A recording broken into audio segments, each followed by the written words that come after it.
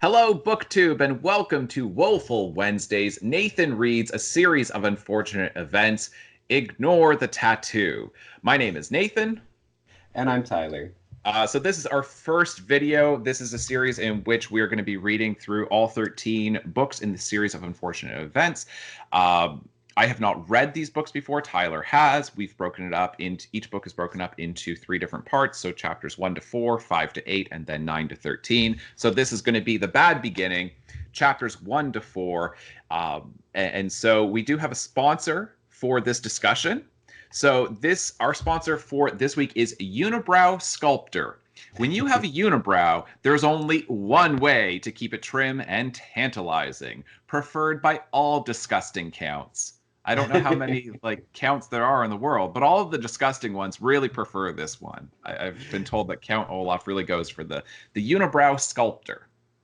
Yes, that famous actor Count Olaf. Yes. Right, exactly. Yeah, that's how he gets all of those choice parts, isn't it? Yeah, absolutely. Everybody is always looking for somebody with, a unibrow. That's exactly. Yeah, I mean, a lot of people just can't either grow it or pull it off. Yeah. Surprisingly, some people look bad with a unibrow, but not him. He really rocks it. Oh, absolutely. All right, folks, I hope you enjoy. Ignore the tattoo! Nathan unfortunately reads a series of unfortunate events at an unfortunate age, which in this case is being used to indicate that he is entirely too old to be reading this for the first time. All right, so we were talking about the first 4 chapters in the first book in the series, The Bad Beginning. This is the copy that my library had. It's got Jim Carrey on it. I've been told that a lot of people do not like this movie version of it at all. You've got the good version of the book, is that right? Yes, the original published illustration for the cover art. Yeah, so first 4 chapters. I am so excited to hear your thoughts on this. Okay, good. Yeah, and we will get into it. I do want to do a little bit of housekeeping with this because I want to acknowledge what we've got here. So the book is called The Bad Beginning. It was published in 1999 by HarperCollins. Lemony Snicket is the author, although that's a pen name and it's really a persona that he's taking on in this role as a writer, that these are not really his thoughts, right? It's not Daniel Handler, the actual author, his thoughts. It's the persona that he's taking on as the narrator of Lemony Snicket. And then the illustrations are done by Brett Hellquist, because I do want to acknowledge the illustrator on this. And I believe that the original cover art on that is done because it looks to be at least in the same style as what you have with the illustrations in the book. Yeah, I do believe that he was responsible for them as well. Yeah. Right. So in the first 4 chapters of this, let's kind of do just a brief plot overview, and then I'll get into some points that I noticed. So chapters 1 to 4, do you want to do a brief summary of them? Sure. All right. So in chapter 1, then the Baudelaires are approached. They are on Briny Beach. They are approached by Mr. Poe, who is the banker friend of their parents, and he informs them that their parents have perished in a terrible fire. Perished, of course, means killed, as he is inclined to point out. So chapter 2 has them. Oh my goodness! Yeah, it has them living with Mr. Poe and his family and his 2 children, Edgar and Albert. Yes. And then being brought over to their new guardian, Count Olaf. Who is apparently a distant relative of the family, but that seems kind of suspicious. Right. Yes. And they do have quite a bit of fun with this at the very least, in the film version, where they say that he is the relative that lives closest to them, so is therefore their closest living relative. Right. Right. Right. Yeah, the book gets a little bit more detailed about that. Yeah. Yeah, and so chapter 3 gives us our chores around the house. And yes, then chapter 4 is all about them preparing dinner for Count Olaf and his theater troupe. Right. And the one thing that you do have in this, a character that we have not mentioned, is his next door neighbor, Justice Strauss, who Yes. is a puzzling character because on the one hand, she seems to be such a good, caring, responsible person. She seems to be single with no children, but she has an affinity for children. Um, and yet at the same time, if she's actually supposed to be a judge, how is she not catching that this is complete child abuse, that these children should be removed immediately? Um, Yes, this is a okay. theme that you will see come up frequently in these books Okay. of the adults, the good-natured adults, not really picking up on, all the terrible things that are happening, and more or less being useless in the end. Right. Um, uh, yeah, so it is. Yeah, it is worth pointing that out. Um, okay, so as far as my, I'm going to give you a more objective explanation for how I think you can view this. I'll try to be objective, and then I'm going to give you my subjective opinion. For sure. Actually, Oh, just one moment. sure. It looks like your screen has frozen. Oh, Oh, now it is back. okay. Um, all right. So as far as my objective opinion with this, I mean, maybe not opinion, but I can see why these books have been so successful, so popular. I get this, that if you are, I don't know exactly what ages this would be targeted towards. I mean, I guess middle grade would be where these would fit. Yeah, Um, and so I don't know, somewhere between like after like early chapter books into this, but before young adult. So in that range, wherever that ends up falling for children, because then it does depend on the kid, whether they're mhm, at grade level or if they're behind grade level. But I would say somewhere between, grades 4 to 6 would be the um, the sweet spot of what they're really aiming for, and probably like getting upwards to grade 8, and but probably not anything below that unless it's a really um, advanced student who's reading this. yeah, yeah. Um, yeah, no, I would agree with that, and it is. I really enjoy the way that he, Daniel Handler, the author, has written this, where Mr. Poe has to that like feels the need to explain what words mean, and then of course Lemony Snicket is kind of doing the exact same thing. Yeah, Um, it's that yeah, it's definitely where it's not only like in terms of it's such an obvious strategy that Mhm. Handler is employing, or Lemony Snicket here, but really it's Handler who's employing this strategy where, on the one hand, this is on page 8 of my copy, then you've got Mr. Poe who explains, he says, perished means killed. And then the children respond, we know what the word perished means. Yeah, Klaus said crossly. And it's this idea of, okay, we want to elevate the vocabulary to some degree, but when we're going to throw out those $5 words, right? The yeah, fancy high vocabulary words, then we need to give a little bit of a definition immediately afterwards to make sure that children can follow this. yeah. And some children, I think, would appreciate that. It's at least done in such a way that it's kind of clever, where there's a certain amount of irony or sarcasm occasionally when you get these instances of it. So it ends Yeah. up not being incredibly insulting or demeaning. I think Hmm. most kids would not feel that way. They wouldn't respond the way Klaus does here, where he says, we know what the word perished means. I think a lot of kids would be like, thank you. Right.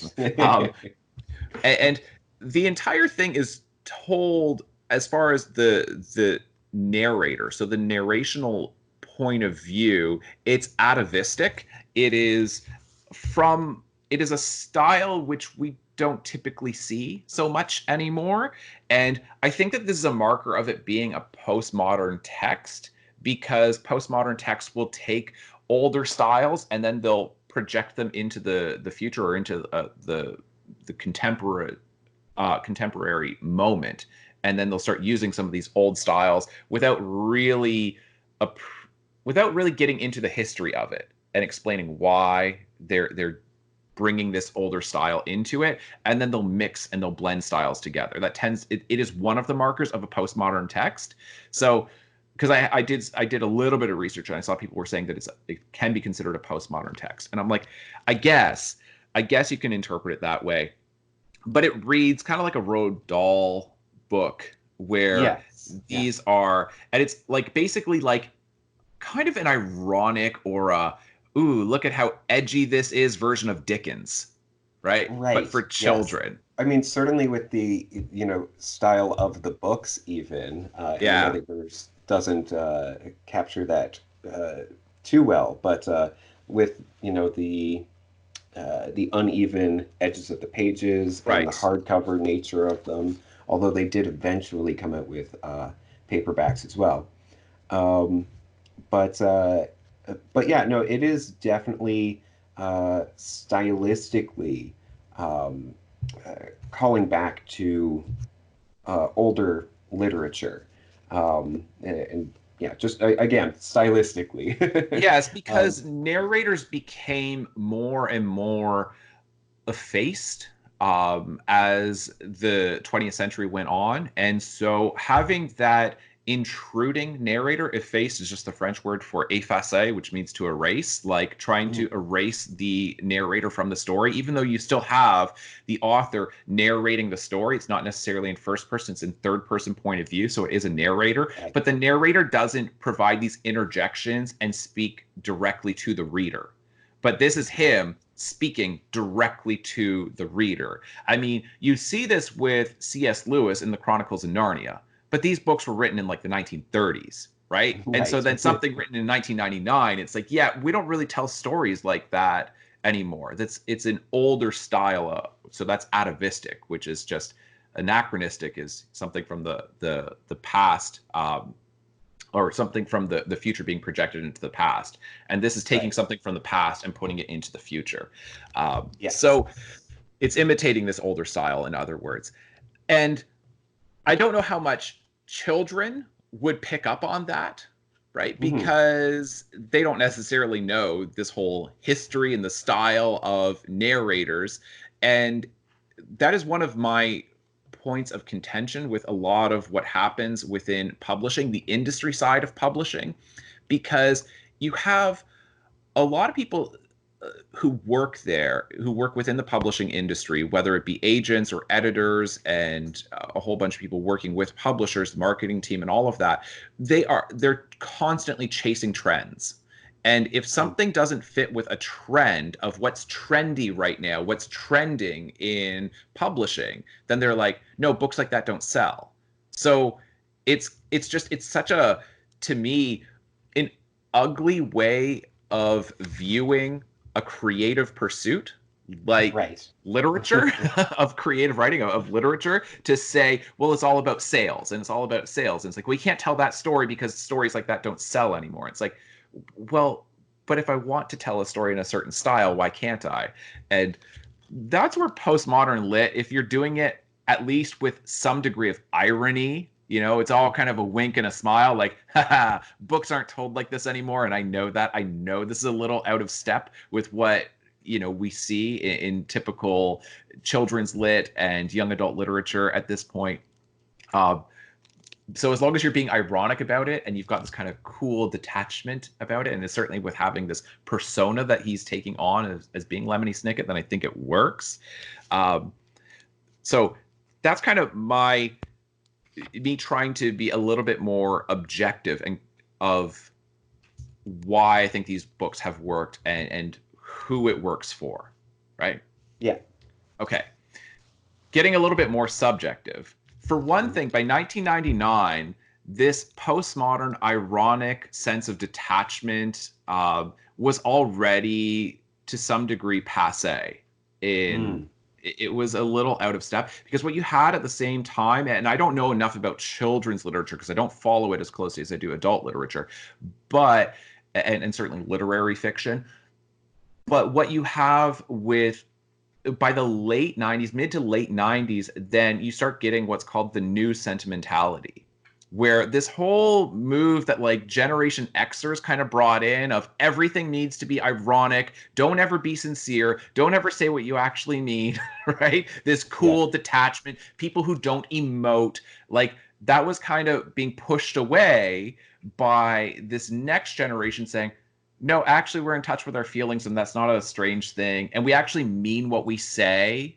And this doesn't Right. mean what it says, right? Yes. Like the Yeah. entire thing's ironic. Like, don't read this if you don't like it. It's like, yeah, you really mean that. Like, of course, it's all a joke, right? That he Yeah. wants people to keep reading the series, but make it seem edgy. So then the kids will be like, oh, yeah, I guess I shouldn't be reading it. But even kids aren't going to buy into that.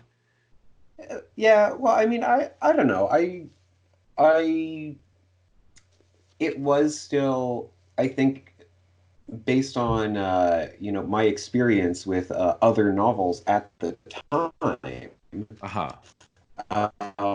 this stood out. Something that was different. An author who, you know, or narrator who clearly, doesn't want you to read any further. And it's all talking about how, like, oh, this is just going to be, bad scenario after bad scenario. Then it's like, well, yeah, that sounds kind of fun. Like, kind of like Okay. uh, kind of like how I appreciate Tim Burton's work, where Yeah. he's always got like this sort of dark twist on things, Yeah. even when it is directed at children. Um, and yeah, so I really appreciated it as something different. Okay, so it worked for you then, Yeah, and you bought it when you were the appropriate age. yeah, Yeah. And so for me, this is just a little bit of my own uh, background with this. I It took me a while until I started really reading because I was a bit of a perfectionist. So I didn't read out loud until grade 3. And then even though I was probably pretty capable of reading and they got pretty like my teachers were getting a little concerned because I wasn't reading. And it's like, right, but if there was one word on an entire page that I didn't know how to pronounce, then I wouldn't read it. I would just yeah, not read the entire page. And because I was a perfectionist, and I mean, I still am to some degree. But then I went from not reading at all to reading chapter books. Like I went from not reading at all, and then a few weeks later, I was reading Goosebumps, which are, for some like a kid in grade 3, grade 4, like that's a jump. I just skipped over right, those early readers entirely. And then I was kind of in that middle grade period for a while, and then I started reading young adult once I saw that that was a thing. So I went from kind of from like as far as like my favorite series, it was like Goosebumps, and then I went into Fear Street. I'm like, ooh, these are older, these are a little bit more edgy, but they're all sincere, right? It's not like right, this ironic detachment. It's like R.L. Stine is genuinely trying to scare you. right, yeah, And then I went from that, but then by the time I hit grade 7, I want to say it was maybe grade 6, either between grade 6 and grade 7. I just went from I read a few Fear Street novels, like I don't know, half a dozen, and then I was like, I wonder if I can read a full-grown adult book. So then I picked up Misery by Stephen King, and then I started reading Anne Rice, and then I never went back. And right, so I don't have much of a background with this, and I can tell you, even if I read this at that age, whether I was in like grades 5 or 6 or so, I'm pretty sure that I would hate this. mm, Um, I don't hate it as an adult, but if I was that age, I would be one of those kids who would hate it because I don't. It feels demeaning to me where right, he's constantly explaining the definitions of words, and I'm like, that's not how you learn the definitions of words. You learn them from context clues, from reading it. You look at yeah, it and you try to figure out what the author's saying. But I did not like that style of, um, let me like talk to you directly and tell you what this means because you don't really know what it means.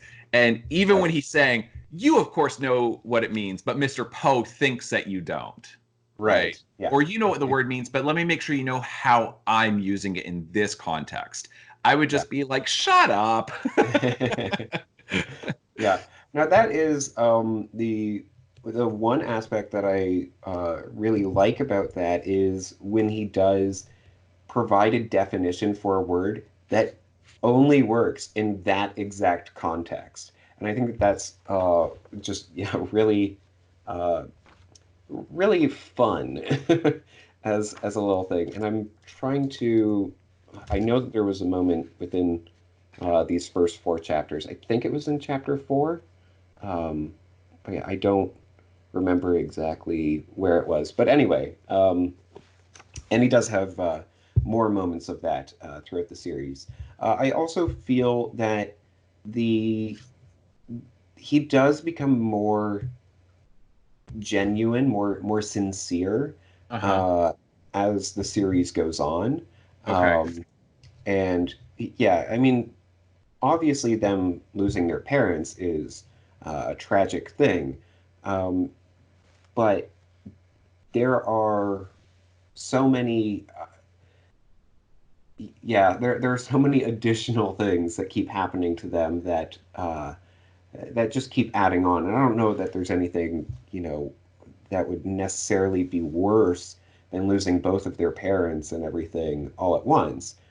But they are presented in a way that is, yeah, more more sincere, and Okay. you get to experience their loss a little bit more than in this, where it kind of rushes over it. Um, Yeah, it just says they yeah, were so upset they stayed all they could do is stay in bed for a few days. That was yeah, basically it. And I'm like, right, "Oh, that's how grief works? It's a few days." Like, "Oh no, that they stayed in bed for a few days?" And then they right, just kind of were still not okay, but they carried on.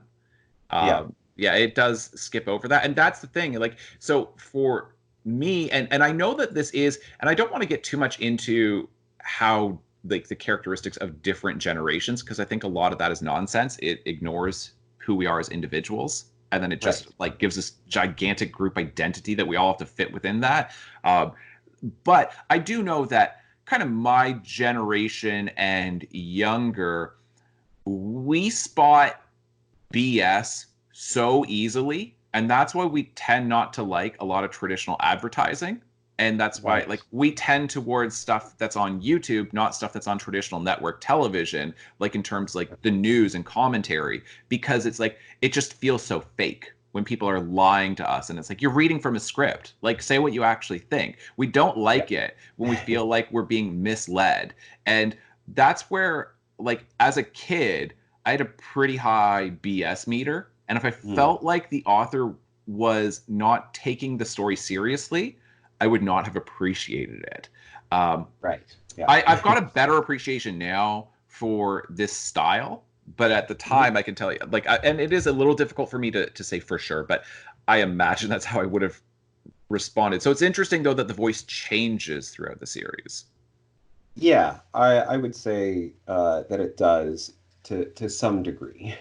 Okay. Um, yeah, and I should also mention, did you read the dedication as well? Yeah, that's Uh, again one of those things of like, yeah, to Beatrice, darling, dearest, dead, Yeah. right? I don't know. I guess like I understand why it works, and it clearly works for a lot of people, right? Right. But for me, I kind of feel like I would have like, and I do even still. Part of me has the reaction of like Stewie from Family Guy, where I'm like, oh, you're so edgy. Ooh, that's such an edgy joke. Ooh, she's dead. And I'm just like, you're clearly lying. That's like, and then you're trying to make it seem like what a dark joke, and I'm like, give me a real dark joke. I don't think that's dark enough. It's not that I'm like, this series is too Right. dark for me. It's not anywhere near dark enough. Like, this is a kid who's like reading Stephen King grade 6. I'm like, come Right. on, really give it to me. Like, that doesn't do it for me. If you think that that's like an edgy joke or something, like, or it's Yeah. like, I mean, and like even like I think to me another comparison, I guess, would be like the Adams Family, Yeah. right? That it's very much in that style where the way the Addams Family reacts is just so quirky and out of step with how people should react in those circumstances. But this is where I'm confused, because I feel like there's this inconsistency where these children are reacting the way normal children should react in this circumstance. But then Olaf is like an extra from, like, he's a distant relative of the Addams Family. You know what I mean? Right. Yes. And so it's a little like, I don't know. I don't know how well I think it's working at this point, but that's okay. Can I point to some of the things that I think are working though? Oh, absolutely. Okay. So on page 2, for instance, I like this little, it's a clever line that he has. This is towards the bottom. Then it says, Violet Baudelaire, the eldest, liked to skip rocks. Like most 14-year-olds, she was right-handed, so the rocks skipped farther across the murky water. Right? I love that little, like most 14-year-olds, she was right-handed. Mm-hmm. Not like most people. And it's a little jab, I think, at other authors who describe characters in a lazy way, where they'll say, like most 14-year-olds, she dreamed about boys or something like that, right? Right, yeah. Because a lot of lazy writing looks like that. They'll just make this generalized statement about, oh, because of this age, you can therefore assume this about her. And it's like, whoa, you're making big assumptions about most 14-year-olds. And so he's taking that common phrase that you get, and then you're like, oh, okay, I know where this is going. Like most 14-year-olds, she's blah, blah, blah. And he doesn't say, like most people, she's right-handed. It's this juxtaposition of like these two things that don't really fit together. And I think it's a little bit of a jab at lazy writers. So I looked at that and I went, okay, that's clever. I like that. And and I like it because I don't know, clever kids, smart kids are going to catch that. Right. Yes. Dumb kids are not going to get that. They'll just say, "Oh, I guess most people are right-handed when they're 14." Like, do you know what I mean? Right. Yeah. As far as my sense of humor, like, I really like Mike Judge, like from King of the Hill, Beavis and Butthead, Office Space, Silicon Valley, and his jokes tend to be clever people think it's funny for the right reasons. Dumb people think it's funny for all the wrong reasons. Right. Do you know what I mean? Like, dumb people are like, yeah, Beavis and Butthead, that is funny what they're doing. And instead, clever people are like, those guys are such idiots. I can't believe they think that's funny. Right. That tends to be my sense of humor. As long as like the clever people are in on the joke and the dumb people are laughing, but for the wrong reasons, I'm like, I'm good with this. Right.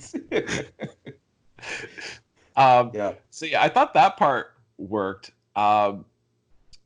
The other thing too, and we did mention this, so this is on page 8, where you do have Mr. Poe, who talks about, he says the word perish, that your parents have perished, and then he says, perished means killed, and then we know what the word perished means, Klaus said crossly.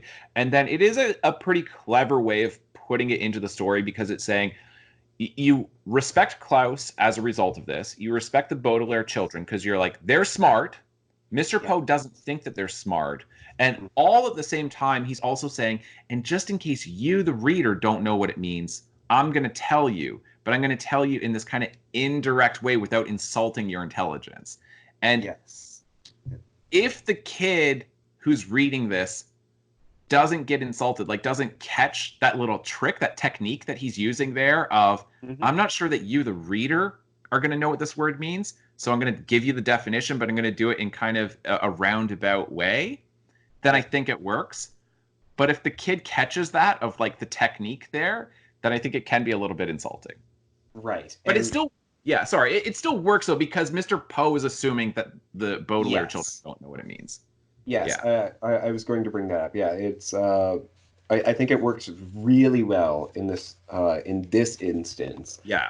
And with some of the other ones where it is Lemony Snicket who is defining the terms, then that's when it's a little bit more okay. Yeah. And I mean, I had found the one that you were talking about before in chapter 4. It's on page. Let me find it here. I did have it. Okay, I'll find it again. The other thing too is on page 34. I think he does. This is where I'm like, oh, I can see how adults can have an appreciation for these books as well. And are your page numbers matching up with mine? Yep. Okay, good. So on page 34, then this is the second half of that first paragraph. Mm-hmm. Then Snicket says, um, you know, where he says that they stopped calling, writing, and stopping by to see any of the Baudelaires, making them very lonely. You and I, of course, now he's speaking directly to the reader because he's saying people aren't visiting. You and I, of course, would never do this to any of our grieving acquaintances, but it is a sad truth in life that when someone has lost a loved one, friends sometimes avoid the person just when the presence of friends is most needed. Yeah. And that, see, this is why I like that part. That's sincere. Absolutely. That's Yeah. actually true. And that is a piece of wisdom that middle grade readers don't necessarily know at this point in their lives. Yeah.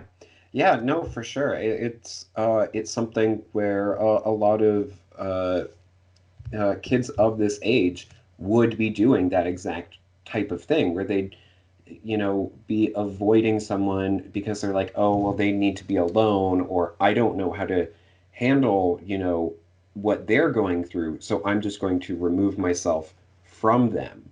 But it's like, well, even just being close to them and, just talking to them helps them.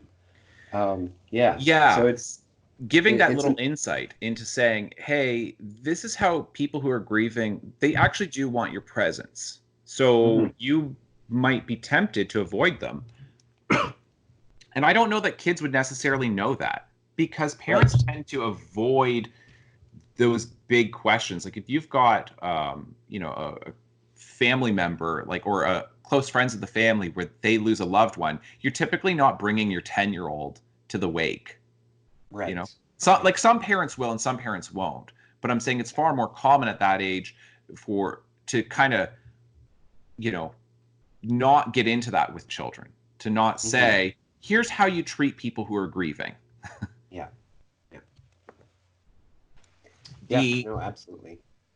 But I think an instance where it doesn't work so well is on page 42. This is where they go to the supermarket.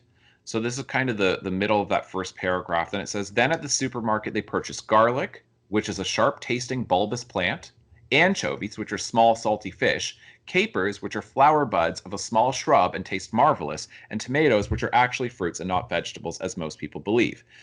Yeah. And so I'm like, that's one of those things of, okay, I'm going to start giving you, and it is still clever. I'll give you some dictionary definitions, and then I'll Mm. give you this little anecdote or a little Fun fact. insight. Yeah, a little fun fact, Yeah. exactly, about tomatoes.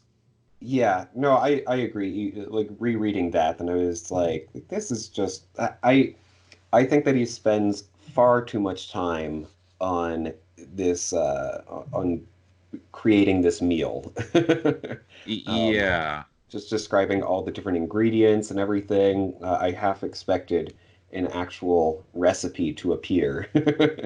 right. Uh, Now the next one that I wanted to point out is on page 50. okay. So on page 50, then this is kind of the middle of the page, and you've got the argument going on here where anyway, so I'll just start reading. So it says, this is terrible, terrible, Klaus said finally. Violet, what can we do? I don't know, she said. I'm afraid. Me too, Klaus said. Hux, Sunny said as she stopped crying. Let's have some dinner, someone shouted from the dining room, and the theater troupe began pounding on the table in strict rhythm, which is an exceedingly rude thing to do. And then they get into, oh, we better serve this. Now, the interesting thing here is he's making the adults seem uncivilized. Yes. Yeah. And now this pairs well with a discussion that we recently had when it comes to Pixar and how we said that Pixar often depicts children as monstrous. Right.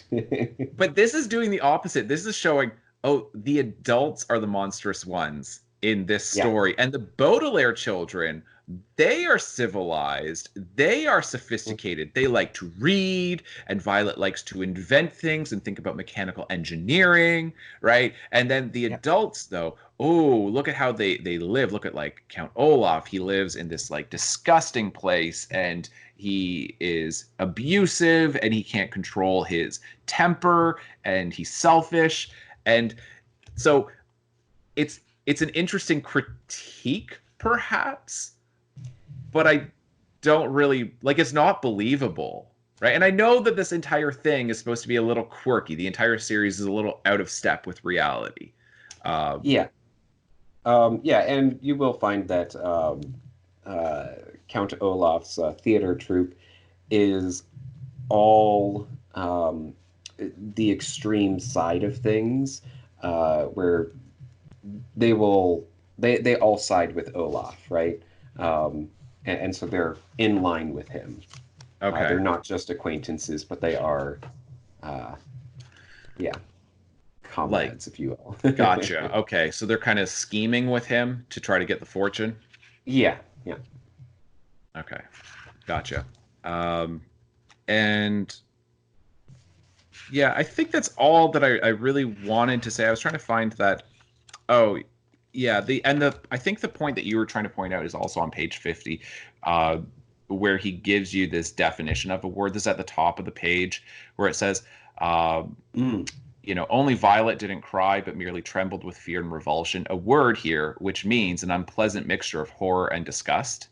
So it's saying revulsion, and then in this instance, this is what it actually means. It's and I don't know. I imagine from book sales and from the popularity of the series that this works for a lot of children. But I would rather read that word, not have the definition, even at that age, like in middle grade, and be puzzled over it, and then try to figure it out from context clues because I want to work for it. I kind of like my reading to be a little bit more challenging. Like I've always liked my reading to challenge me as a reader and to challenge my intellect. And then it's like, and if I can't figure it out from there, then I want to go and research it, and I want to like either look it up in a dictionary or see what I can find on what that word means. I like feeling like it's a little bit above my level. And this entire thing is like, it's maybe a little bit above your level, but we will immediately satisfy you with the answer. And I'm like, that's not, to me, that's not the you should deny children that to some degree to force them to work for it a little bit more. Yeah. Because that's not learning. But that's learning to me, and this is a little bit of like a social critique. That's learning in the age of the internet. That's learning in the age of smartphones. It's, I don't know what that is. I'm going to figure it out immediately. Right. Yes. Yeah, no, absolutely. Yeah. So you are looking forward to the next 4 chapters? Sure. I mean, it's a quick, easy read. Yeah. So yeah, I'm not like dreading it. It's not that I dislike it. I appreciate what he's doing, and I am, it's working better than I thought it would, in part because I thought that the entire thing was going to have that persona interjecting into the story. But you do have long passages where it's good dialogue and dialogue tags and some scene descriptions, and there is plot. Because if it was all stylistic, if it was all Lemony Snicket talking to me, I would go crazy and I would just say, I'm out. I'm not doing this. Right. But there's enough story in here with only like those little interjections from Lemony Snicket that I'm like, okay, this works. And some of those interjections are fun, legitimately. Yes. And others, they just don't work for me, but I'm saying I see why they work for a lot of people. Yeah, yeah, and I do think that is, an important note that he has put a lot of them in there, and so I think that he, it's in an attempt to make sure that at least one or at least some work for, everybody. Yes, exactly. So. Yeah, but yeah, this is good. I'm looking forward to getting into the next 4 chapters. So yeah, and thank you for watching the first edition of this, and feel free to like and comment and subscribe, especially subscribe, because that way you will get reminders, I think. And right? Yeah, and hit the notification bell, because the subscribe button doesn't seem to do enough, apparently. That's what I was going to say, is I think subscribing, you get to find out about new videos, but yeah, that one and the notification bell. But you can expect these every single Wednesday until we're done. I'm going to be pretty strict about that we're going to maintain the schedule. And so if you did enjoy this, then you get 38 more editions of this. Woohoo! And if you didn't enjoy it, then, well, then stop watching. You're going to hate this. It's going to be so bad. Yes, this is a series of unfortunate podcasts for you. That's right. That's right. But if we just say it that way, right? If we just, it's going to be awful, it's going to be so terrible, then all those people who like a series of unfortunate events will love it then. Right, yes. Just hate watch it. Go for it. All right, folks. Right. We'll see you next time. Bye. Bye. Ignore the tattoo. A phrase here which means like, comment, subscribe, and share this podcast across the web. That may seem like a strange definition, but in this context, it is entirely accurate.